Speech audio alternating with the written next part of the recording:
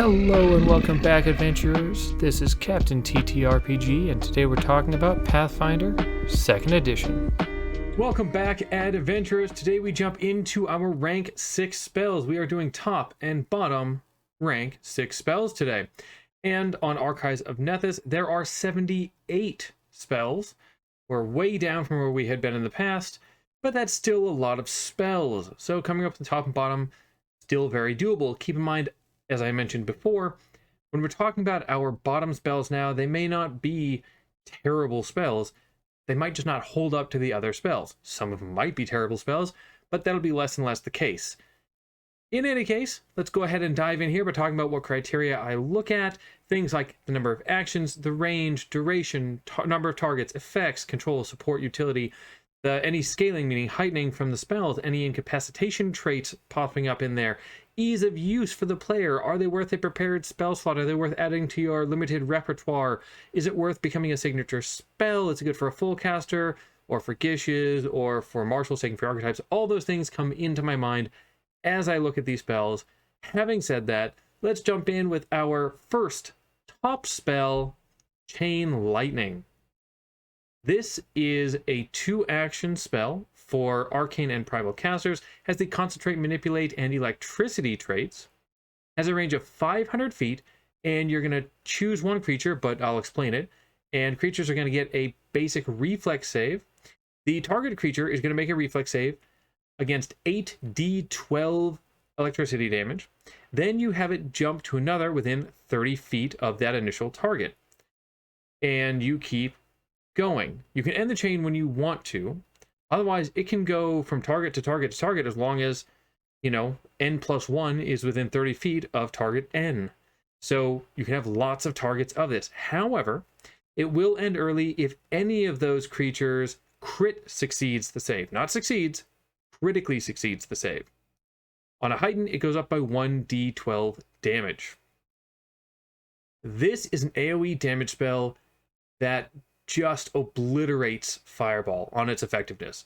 Up till now, we've been able to say, oh, you can heighten Fireball, and, these other ones might be slightly better, but it's pretty much on par. No. This is just far better in almost every way. Not quite every way, almost every way.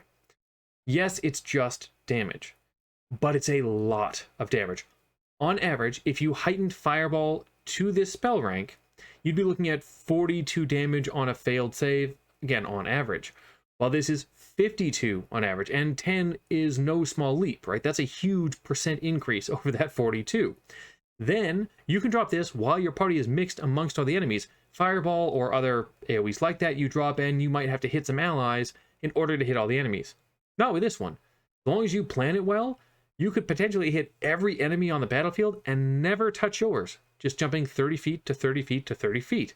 Yes, it takes planning, a little bit of thought, but it's actually not that hard.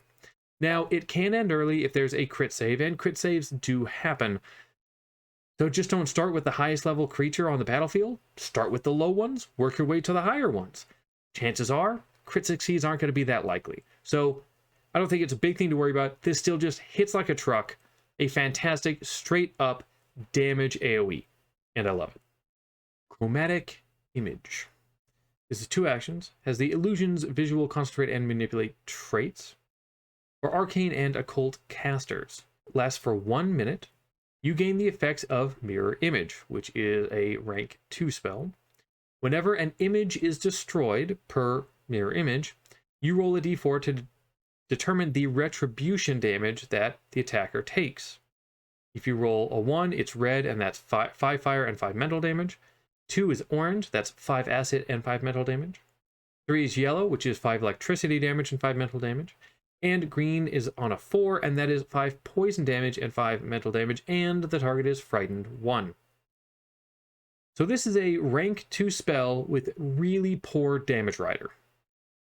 That's all this is. Now, Mirror Image is a good spell for the rank. So just cast that. The 10 damage to a creature when they attack you, and when an image is broken, there's no way that's worth the higher rank slot here. Like that's a massive increase in spell slot to do very minimal damage in return, and that's assuming that you don't have creatures that are resistant to damages and you roll the wrong damage for them. poison being a good example, but there's a tons of creatures that are resistant to fire or, mental they're just immune to, but the low number hurts this as well, because at this level, keep in mind that we're casting rank 6 spells at this point, so we're level 11. If they have resistance, the resistance is at least 5. It'll just disappear. So all of that higher rank spell slot, when you could have just cast Mirror Image, just cast Mirror Image. I just don't think this is worth upcasting to this rank. Phantom Orchestra. 2 actions, has the Concentrate, Manipulate, Sonic, and Air traits, is for Arcane, Occult, and Primal casters, has a range of 120 feet, lasts for 1 minute sustained, has a basic Fortitude save attached to it. You create a 10-foot burst within that 120-foot range, and creatures make a Fortitude save against 8d6 sonic damage. Each turn, the first time you sustain the spell, you choose a different burst within that range, again, 120 feet, and you do the same thing where you're forcing the damage again. Heighten +1 adds another d6. Now, we didn't get into the thematics, but they're really fun here. You're creating musicians in this burst to make a huge amount of sound and blast creatures in the area with sound. That's very fun. The damage is really solid, not on the first attack alone, right? That's not going to keep us up. All it has to do is go 2 rounds, and as long as you're targeting a couple creatures, this is going to be really solid. The fact that it's any 10-foot burst within 120 feet, turn after turn for 1 action, actually makes this a really solid spell. Nothing's going to end it early unless you just don't use the sustain here, and you can probably hit at least, well, you get at least 1 creature, but probably hit 2 creatures a fair enough amount of the time, depending on how your team fights, that this is going to be pretty decent. The damage type that we got here, Sonic isn't resisted very often. This will feel really good on somebody like a Bard, where you're spending 1 action every turn to do your cantrip that you do, and then 1 action to do this, and you can still move and you can still deal good damage while keeping your team boosted, while moving around and keeping out of the way. The heightened's not amazing. I don't know if I'd ever heighten this, but for what it is, at this rank, yeah, feels pretty good. Bound in Death. 2 actions, as the Curse, Necromancy, Concentrate, and Manipulate traits for Arcane, Divine, and Occult casters. 60-foot range, using 1 enemy. Lasts for 1 minute sustained. Has a will save attached to it. Each time you take damage, that creature will make a will save with the following outcomes. On a crit success, you take damage, it takes none, and the spell ends. On success, you take the damage, it takes no damage, and it is immune for 1 round. On a fail, it is going to take half the damage. Now, the way this works is you get hit for an amount of damage. If you have any resistances, immunities, weaknesses, those apply first. So you take 60 points of damage. If you've got 5 resistance, it's 55 now. It's going to take half of that damage, rounded down, and then it'll apply any resistances, immunities, whatever it has, after that to the amount it takes. And then it becomes immune for 1 round. On a crit fail, it's like fail, but there's no immunity. When you sustain, you can deal 8d6 damage to yourself, triggering this will save.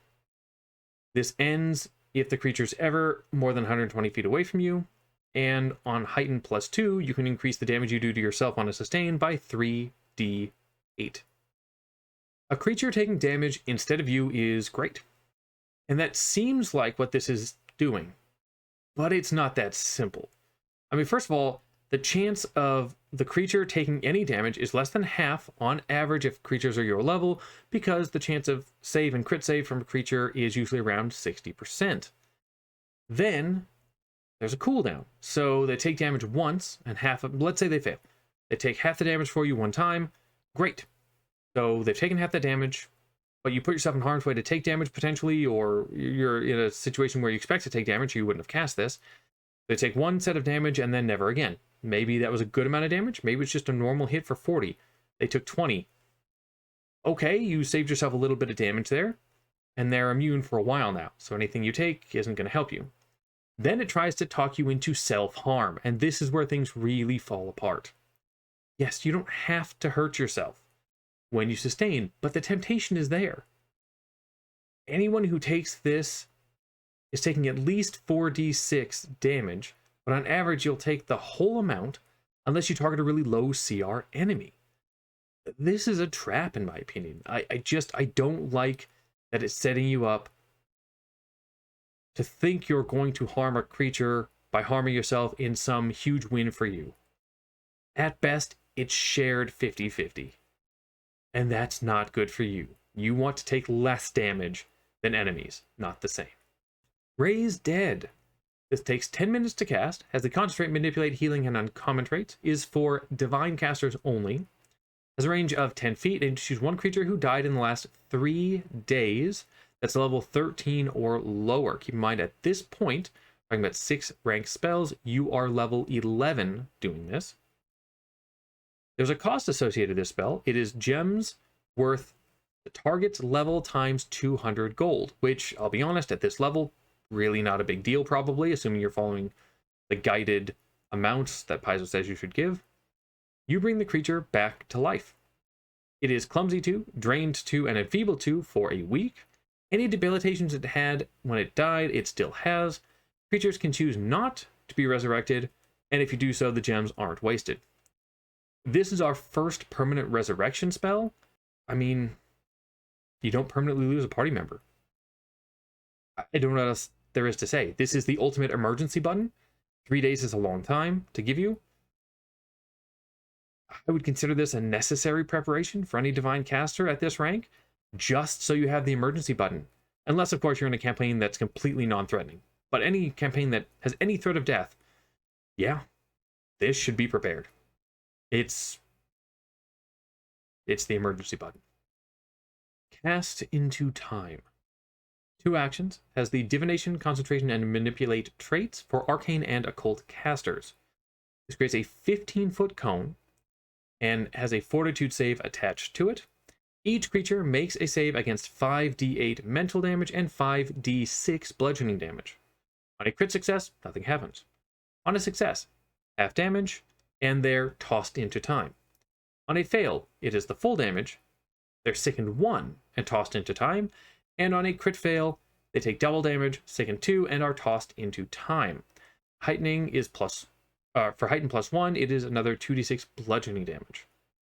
The whole toss into time thing means that for the rest of this turn, they're kind of blinked out of existence, and then at the end of your turn, they come back.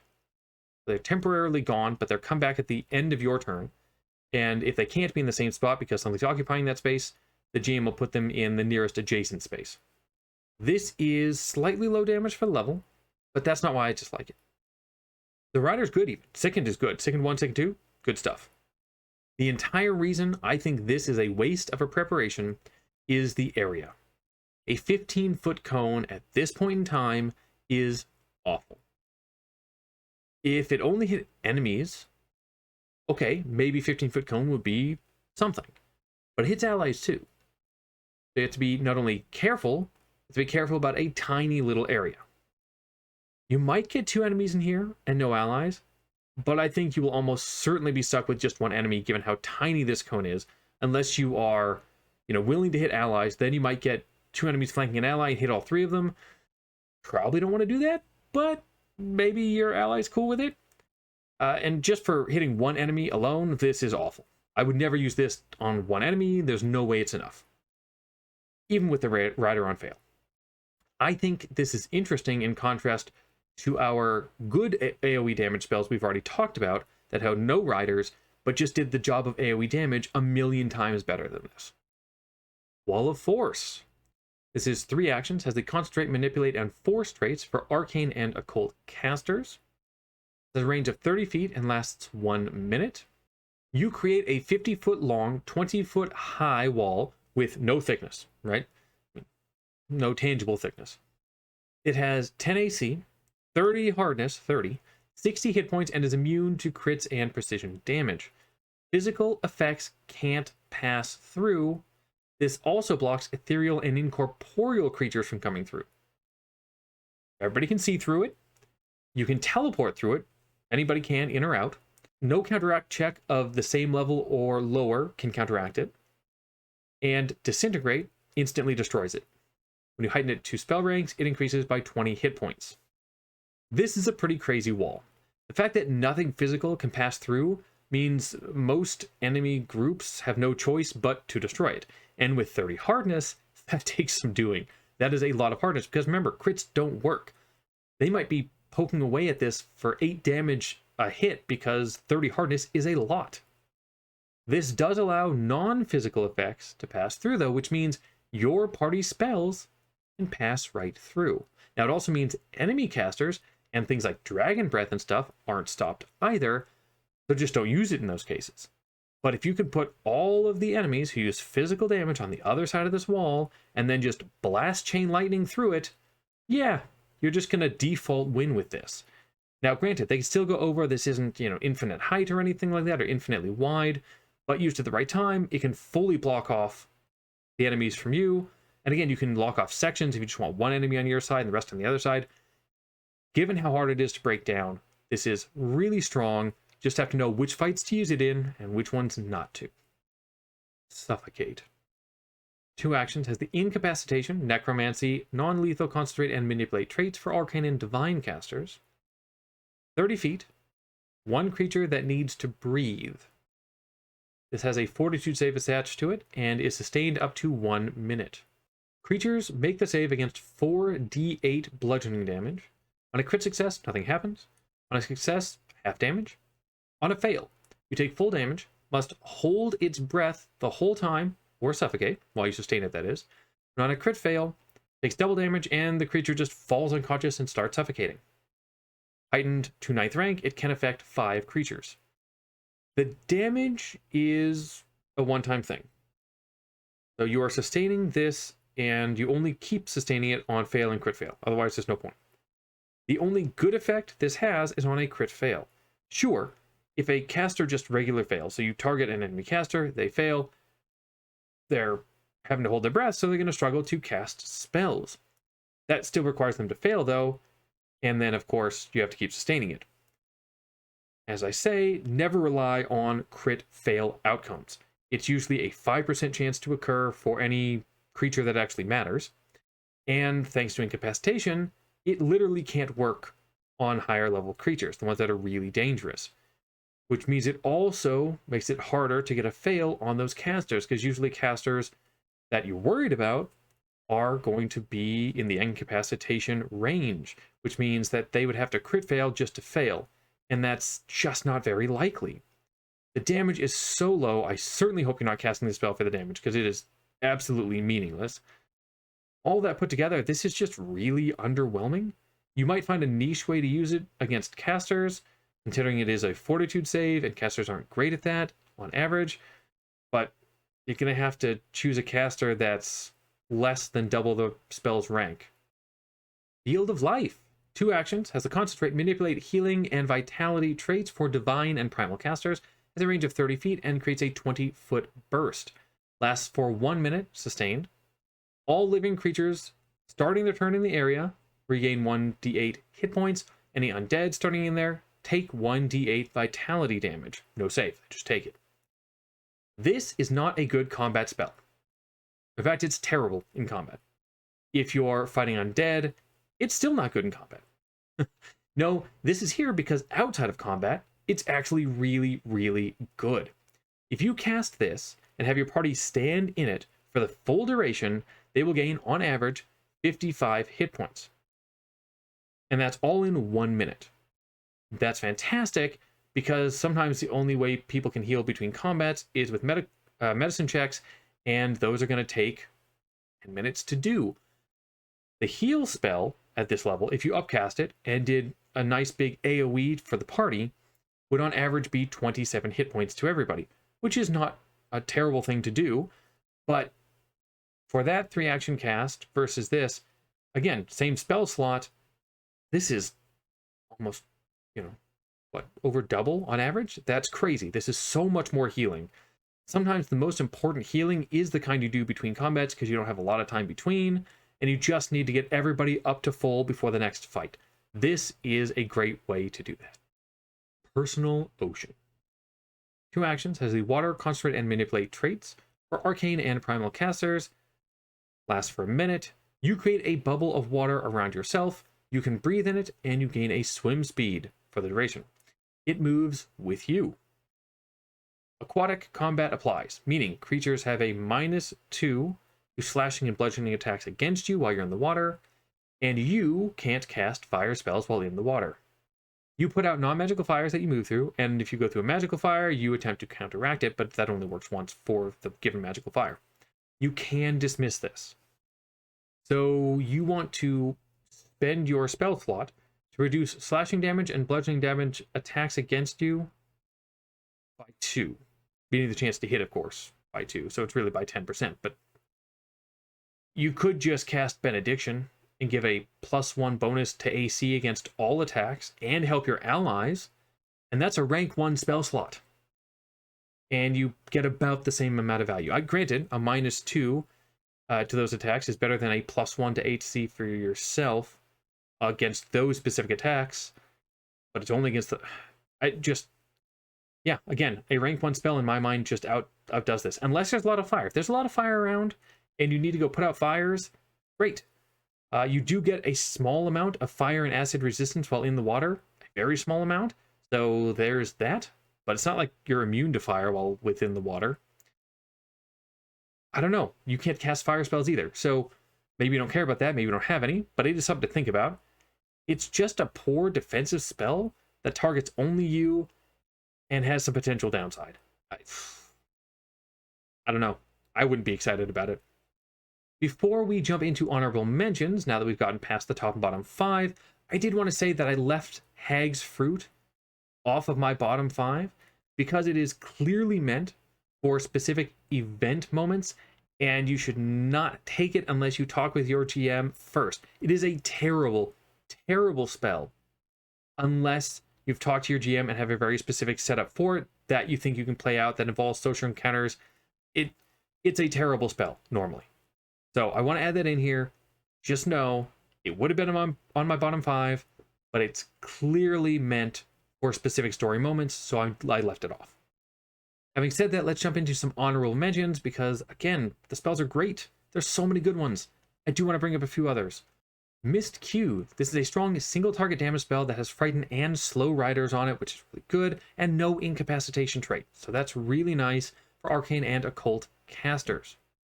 We have Dragon Form, which is a really good form spell. Not only solid single target damage with the attacks and good amount added to your attack and all of that, and your AC is strong, but you get a breath weapon too. And this is for all traditions. So very cool. And we have Teleport. This takes the party up to 100 miles away. Arcane and occult casters just move the whole party. Fantastic. And Pain of Ages. It's a 30-foot burst AoE with slightly low damage, but only hits enemies in the area. And it scales above average too if you heighten it up. And that is for divine casters. And some options for upcasting. We have Chromatic Ray. Now, when you attack with it, you roll a d8 instead of a d6 or instead of a d4 to determine what kind of things happen. All the damage from the previous options got up by 10, and the new options are very cool with some very interesting effects that can happen. So if you're up for some random, Chromatic Ray can be a lot of fun. Day's Wait. This is a single target fatigue and enfeeble in 120 feet that at 6th rank targets 10 creatures in that range. So while I may not have loved it for single target, yeah, for 10 creatures, 10 fatigued creatures would be nice. Heroism. At this rank, it now grants a +2 status bonus to attack rolls, perception checks, saving throws, and skill checks for 10 minutes. And that's single target, but it's extremely powerful. And finally, Airlift.